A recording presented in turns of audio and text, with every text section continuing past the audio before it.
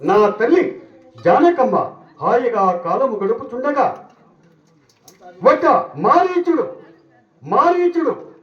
ఒక్క లేడి అవతారమున రావణాసురుడు పంపగా మా తల్లి ఎదుట కనబడగా ఇది బంగారు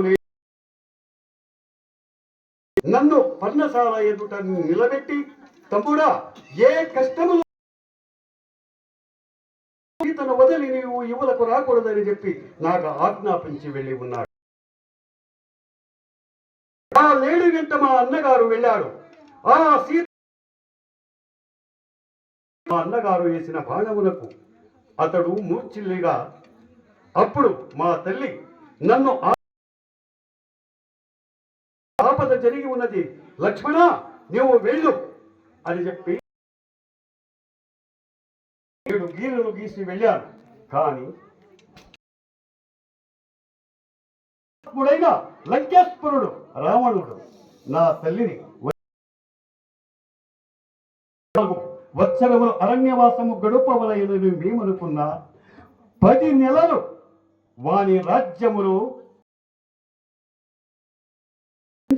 వృక్షము కింద నుంచి ఉండేది. అక్కడ నుండి సుగ్రీవ గవయ గంధమాదన అబ్బరమగు దెడెబ్బతిరన్వేల్బల కపిసైన్యముతో మేము స్నేహితము పరుచుకొని ఋషిముఖాద్రికి వెళ్ళి వారిని చంపి ఆ 7 సముద్రములకు సేతుబంధులుగా విచ్చి సువేలాద్రిపై నిలిచి రావణ కుంభక నికుంపన భేద్యములాంటి వీరాది వీరు సీతామహాతల్లిని శరవిడుదలు చేసి 10 నెలలు పరాపంచ ఉన్నది కదా సీత. నాకు అనుమానం మా తండ్రి గారు అంతర్భాగమున ప్రత్యక్షమై నీవు చేపట్టవచ్చును అని చెప్పి మా తండ్రి అగ్నిదేవుడు ప్రత్యక్షమై ఆకాశవాణి వారు కూడా సీత మహాపతివ్రత రామచంద్ర ఆమెను నీవు చేపట్టవచ్చును అని చెప్పగా భరతరాజేంద్రుడు వేలుచున్నాయి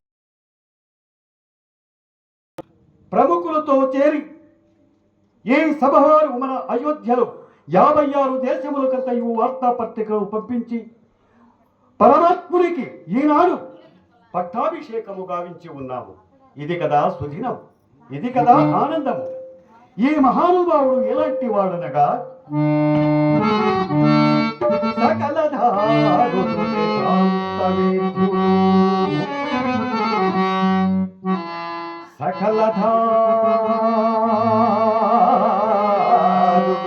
వేదాంత వేద్యుడు తాపక ప్రసన్న ప్రభావాఖ్యుడు గౌరవుడు కలంక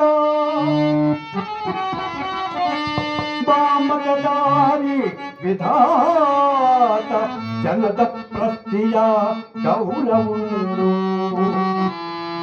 అకలంక చరితుడవు ఆ రామచంద్రుని ధ్యానితుము గదా.